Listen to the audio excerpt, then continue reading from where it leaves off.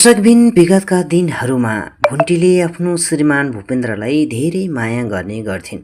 घर बनाउन उनले धेरै अपमान र दुःख सहन परे तापनि भूपेन्द्रले अर्की केटीसँग सम्बन्ध राख्न थालेपछि भुन्टीको मन पूर्ण रूपमा टुट्यो। एक दिन उनले सबैको अगाडि साहसका साथ भनिन्, अब म मायाको भिख मागेर बस्दिन, आफ्नो अधिकार लिएर स्वतन्त्रता रूपमा भएर बाँच्नेछु। घर परिवारले उनलाई लोभी भन्दै अपमान गरे तापनि भुन्टी डराएनन्। उनले कानुनी रूपमा आफ्नो हक माग्ने निर्णय गरिन्। पहिले चुप लागेर आँसु बगाउने भुन्टी अब आत्मसम्मानका लागि लड्ने साहसी महिला बनेकी थिइन्। उनले साबित गरिन् कि एउटी नारी पुरुषको सहारा बिना पनि सम्मानका साथ बाँच्न सक्छन् भन्ने उदाहरण यतिखेर भुन्टीले दिएकी छिन्।